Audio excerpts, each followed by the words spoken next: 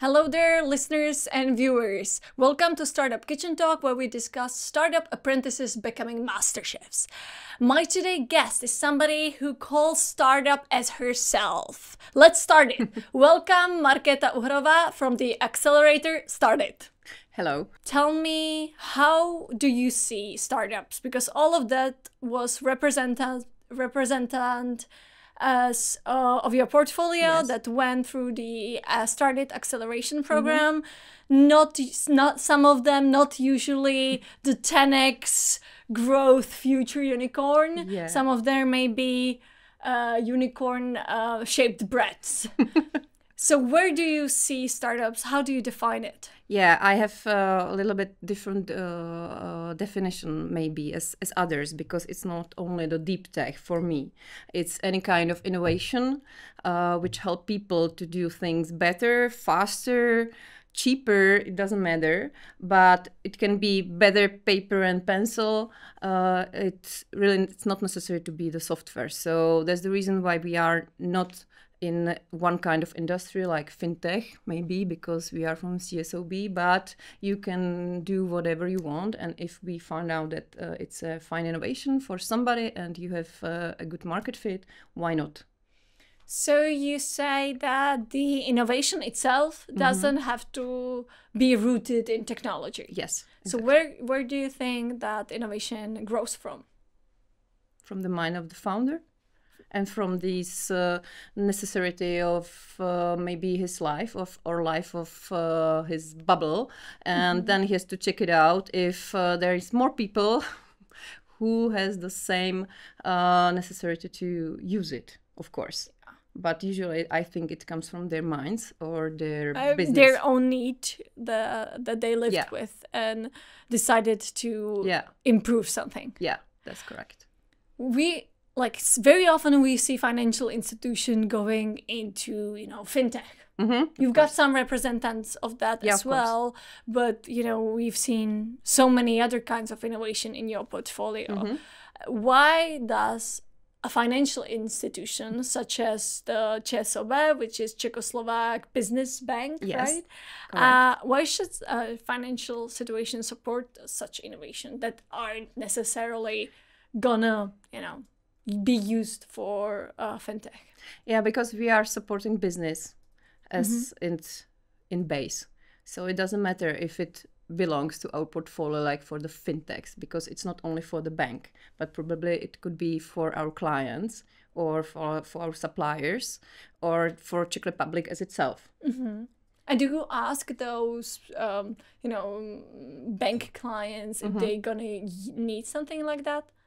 Yes, I think bankers ask them, and we also ask our colleagues to give us anything what they need, what their clients are asking for, maybe. So it's a kind of system. It's not only me and Started, and it's also in other programs in the bank. But Started are innovation from the whole world or the whole Czech Republic.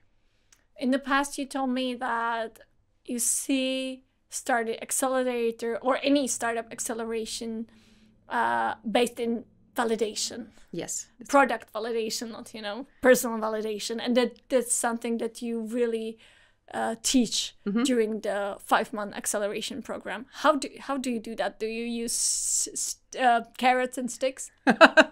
Yes, of course, always, because we are based on a feedback, and the feedback must be not only sugar, but sometimes you have to be not very kind to the people, and you have to tell them the truth.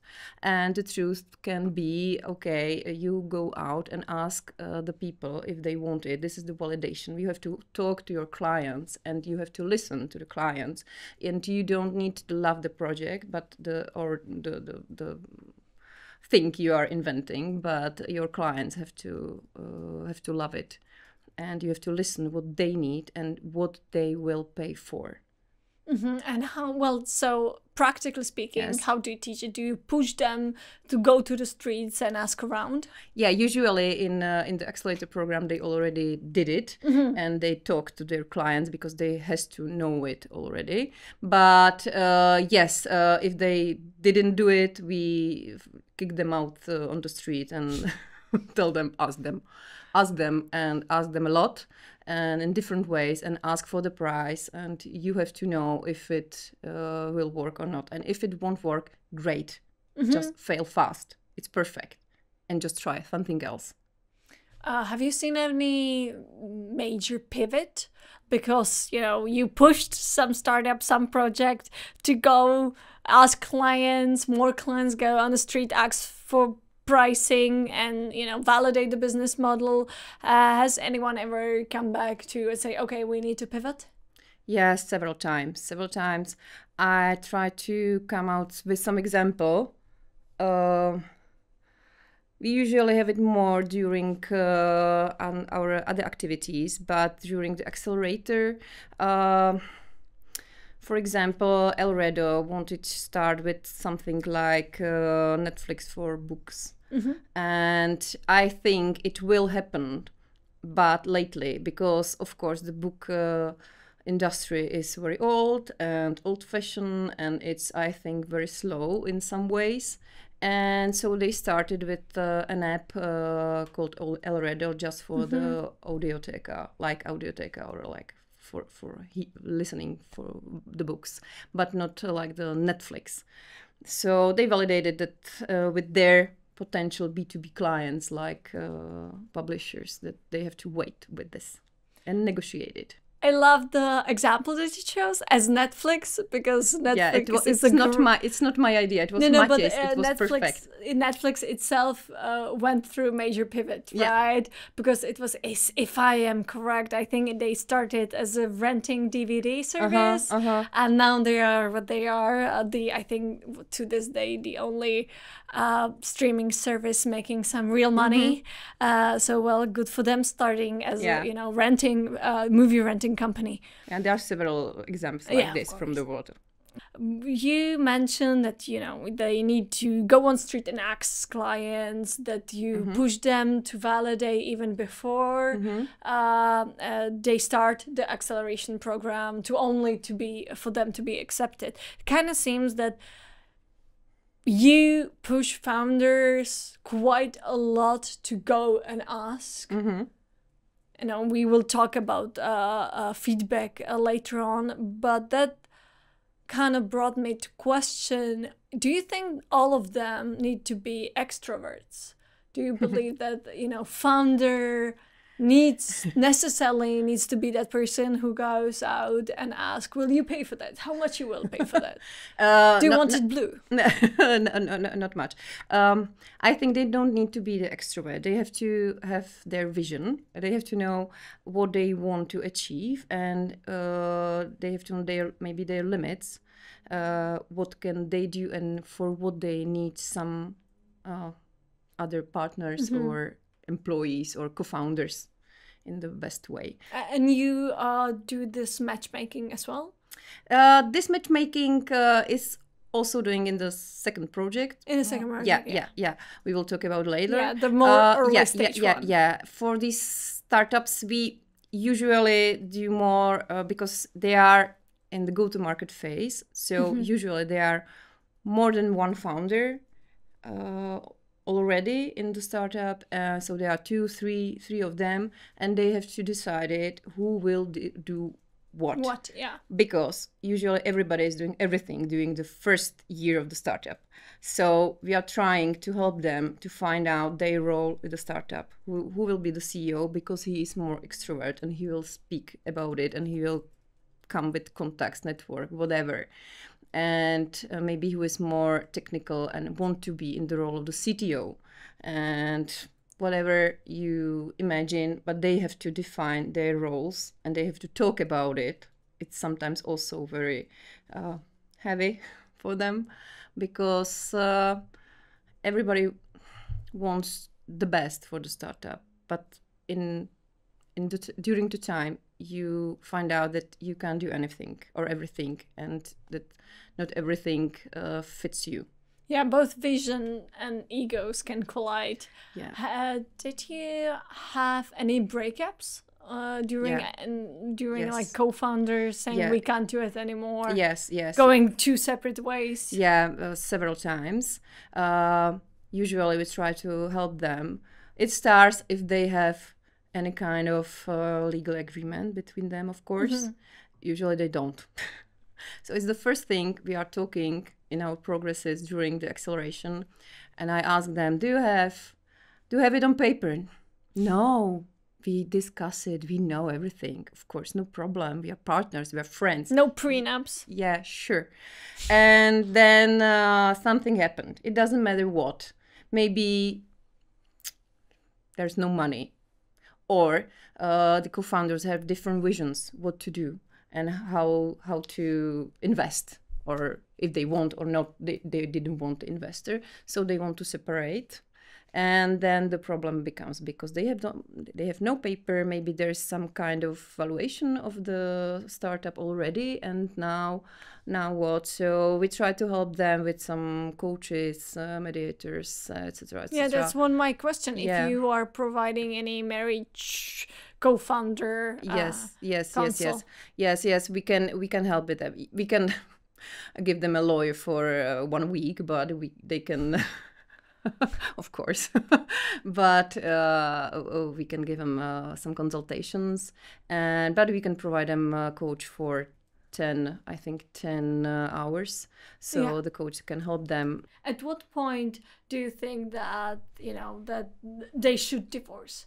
Like, is there any timestamp in that you think, okay, now it's the time to bring legal on and help them divide their ways? It depends. Usually is when they have total different visions. Yeah.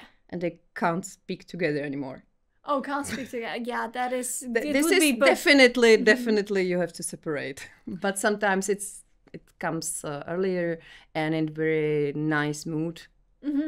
So no legal service needed. So sometimes yeah, sure, breakups, of course. But some breakups are not very nice, and they can go better when you have the legal papers with you. Clear. Yeah, it's clearer, it's faster, and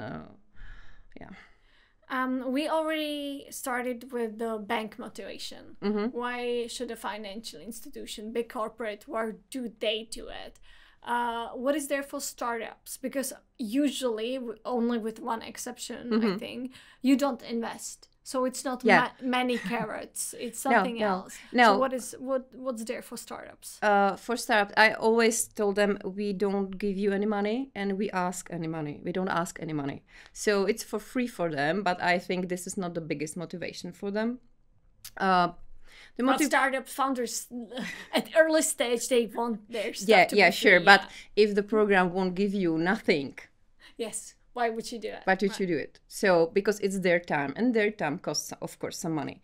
So the biggest motivation for founders and startups, from the feedback I got from these founders and from the alumni community we have, is because we really help them.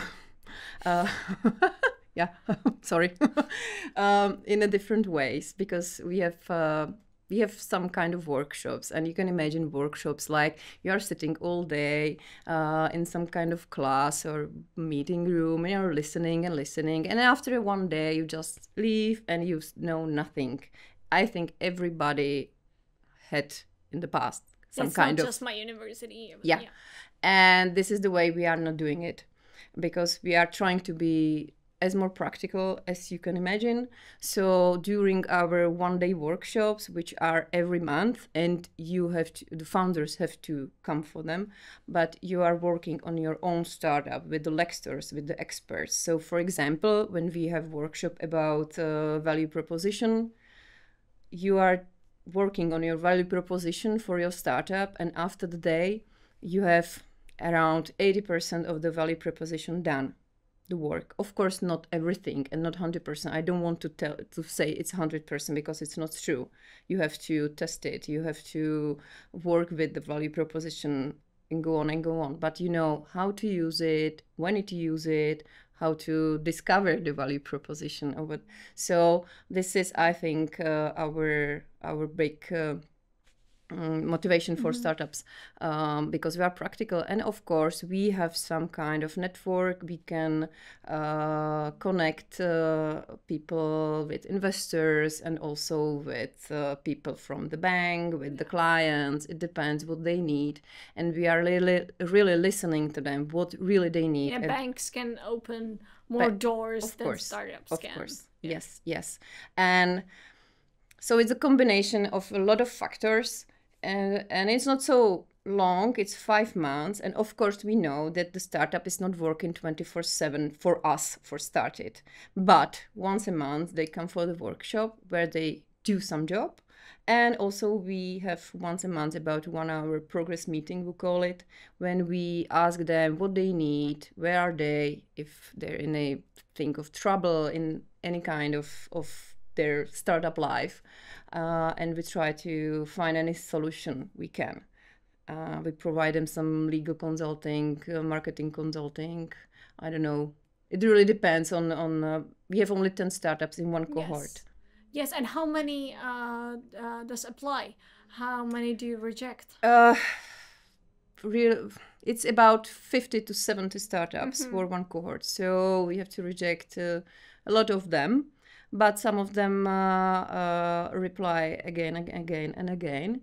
It's okay, because sometimes they are not ready for the acceleration, because they don't have the validation. For example, they are too early. So we give them some feedback, like do this, and this, and apply again in half a year. We have no problem with it. And we had several examples, like a cafe bike. They really wanted to come to start it. And I think for the third time, they were succeed and they were perfect. But it was too early for them to start. Absolutely makes sense. So this cohort that will be the 15. Yes. The 15, and there's up to 70 projects that apply, meaning that you went through hundreds of startups. Yes. And maybe seen like almost 1,000. Yeah, maybe. Are there any red flags in the project, like those kind of projects we don't want? Of course, there's some kind of ethic, like gambling. Army and whatever. I don't know. So it's the ethic part of the view, but like my red flags. When you want to go to the accelerator just for these contacts, and because you want to connect with bank or with other partners, business partners, you don't need to go to accelerator. You can just write me and ask me if I can help you, because you are ready and you just need a customer. But if you want to go to the program and you want to listen to the other people, not just me, of course, I'm not the wisest person in the world, but there's many mentors and experts and lecturers who can tell you what to do. You don't need to do, but you can think about it. And more people say you the same thing, you should think about it more. So the most red flags are for founders' personalities. Yes. And not for projects themselves. But it doesn't mean that they won't be succeed. Yeah. Of course, but they don't need the acceleration. I just don't want to be rude. Yeah, but sometimes it happens. Yeah, of course. Startups then, manage to get the bank as their customer, even the mother group, right? Yeah, I think for resistant AI. Yes. How did that happen? It was a long process, I won't lie. They were in our accelerator. We helped them with some kind of pilot in bank. Because the problem with startups generally is that the big companies don't want to talk to them because they don't know them, and you can imagine what company like Chesobe will tell why I want to talk to them. And so this is our role, that we ask our colleagues, can you just look at this startup and can you just look at resistant AI? Maybe they are doing something that can help bank with some process, and it happened. And bank found out that in the pilot, the solution was better than the solution bank already had. So then they apply for a tender for the whole mother group. Yeah, and they won it. But how long does it take? I think from the first presentation. Oh, from the first email asking, could you come and see this startup? This could really help you. It was nearly 2 years, I'm afraid. Yeah, but it's still a light speed for corporate. Yeah, but you have client who is in 5 different countries in Europe, so I think that's not bad. That's definitely not bad. You are working in the Startup Accelerator. Now it will be 6 years soon, right? Yes. And startups, they live in dog years. So, not dog days, hopefully. Do you think that the founders, mainly personalities, that it changed during those 6 years? Are they maybe more flexible? Or is it the same or hustle as before? I think that they are now not so afraid to talk about their ideas because they know that the execution is the crucial part. 6 years ago, it was more that I won't tell you my idea because somebody will steal it. And now it's I think this behavior is changing, and also they are more maybe so you mean they are like less shy? Yes, exactly, thank you. They are less shy, and they are not worried about asking help, for example, as well, because I think it's so normal. Maybe more humble as well. Yes. You work with startups in Prague, in the capital city, but also in the regions. Yes. Who needs more stick and who needs more carrots? I think there is a bigger support in the region now than it was 6 years ago, and I'm really glad because of these state innovation centers, and it really works good, and. I think it doesn't depend if they are from Prague or from region, because it's really up to the personality and individuality of the founder. So mostly we have, of course, startups from Prague because he's the center, but as well we had a lot of them from Brno and also from Slovakia, which I'm glad because ČSOB is Czechoslovak, right? Yes, and we have ČSOB in Slovakia, but not started. Not yet. Okay, right. So the Slovak startups can apply as well. Yes. It's very cool to hear. You, we already mentioned young people and students.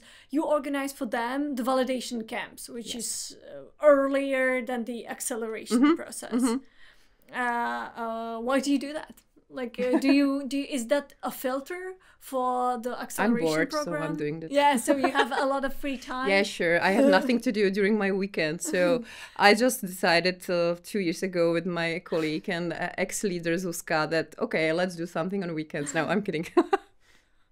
It was because we found out that there's a lot of founders who start startups. They are over 30.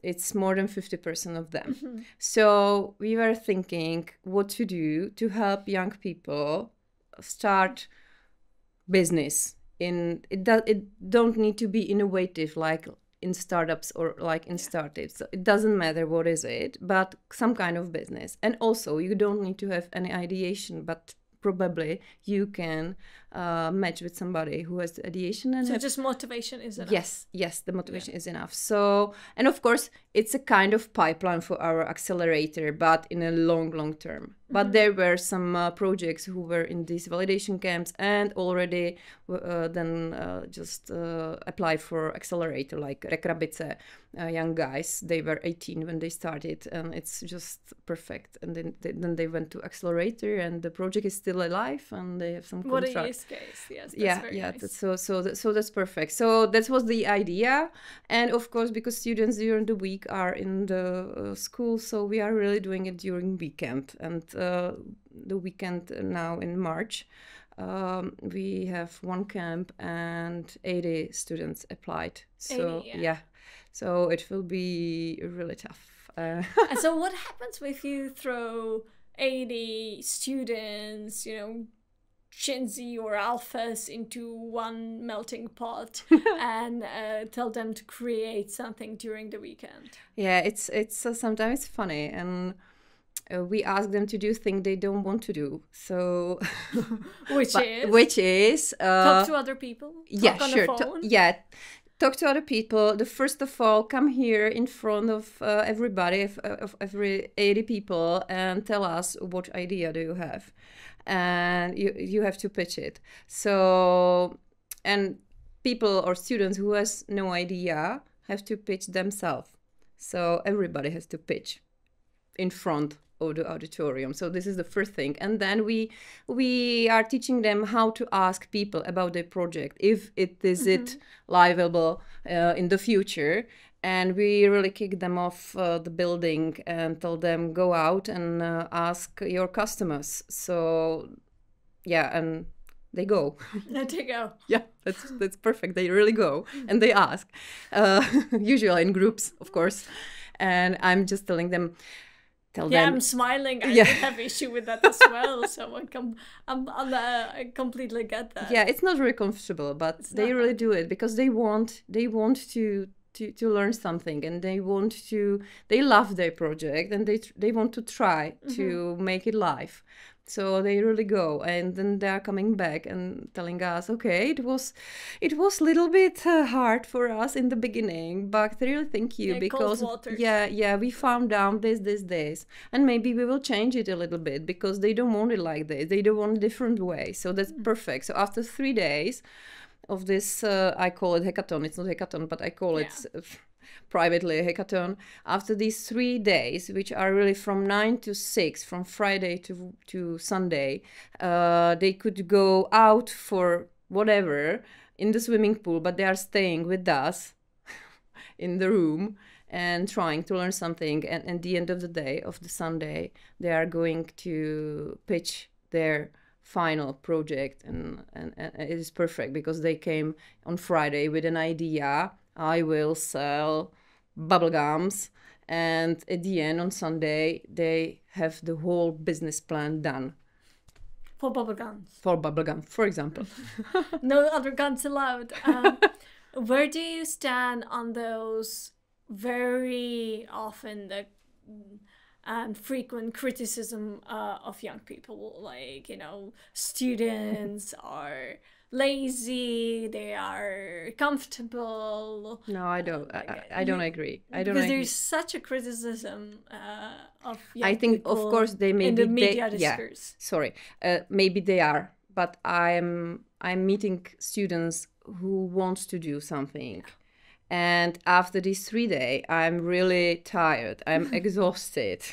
And not only me, also the mentors, other people. It's not about me only, but I'm also happy because the world is really okay still, because there is a young generation who wants to do something, who want to change something. And a lot of time we have some kind of impact projects, sustainability projects, and it's really nice. So I don't have this feeling. Yes, of course, in every generation there are people who don't want to do anything, and there are people who wants to do some change, or who wants to do something. Doesn't matter what. So I'm maybe the other kind. Oh, well, you know, still positive. Yeah, I'm still positive. Me too. I have 2 kids. I has to be still positive. Maybe some stereotypes are right, like the one, you know, that I do share, and that is nobody wants to pick up a phone and phone anywhere. Yeah, sometimes I really also don't want to pick the phone. You want something text. Yeah, but it doesn't matter how you will do it, but you will do it. So it doesn't matter if you pick up the phone or you text it, but the thing will happen. And that's the point. If this young generation will do it somehow, so it's fine. Maybe they will have different way. Maybe they'll have a different way. Yeah, definitely. Is there one characteristic that you would like every founder or future founder have before they open your door? that they will listen to us. Just listen. Then they will decide what to listen do. and agree? No. No. Just listen. And hear you. Yeah. In one of your previous interviews, you said that you are yourself, that you are a startup. What did you mean by that? I started after 6 years on maternity leave. And during 6 years... With startups must be... Yeah. And quite a hoop. Yeah. I even didn't know what startup means, honestly. So... Nobody does. It's okay. Yeah, I know. But I had to work with them. So with my first cohort, it was the third one. I just went there and I told them, okay, I'm such a startup as you are, because with you, I will learn how to help you. And I'm learning all the time. That's why I love my job, because every 5 months I have 10 different innovations which I have to learn how it works, and I have to pitch them for another people. So now in my head I have more than 100 pitches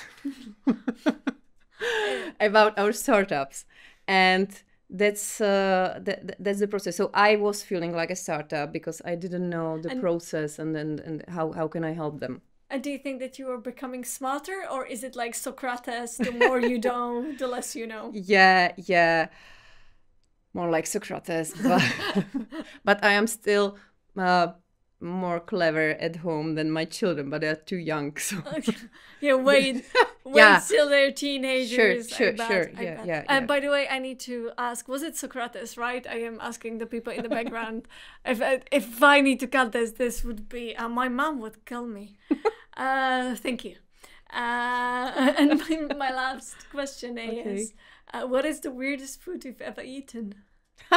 It was with startups. Oh, of course it was. Of course. Was it, plain spaghetti with ketchup? No, it was, I was in a jury in Soutěž and podnikej. In competition. Yeah, the competition, I think 3 years ago. Compete and do business. Yeah, exactly. Thank you. That's the name of the competition. Yes. And one of the projects, they made pate from worms.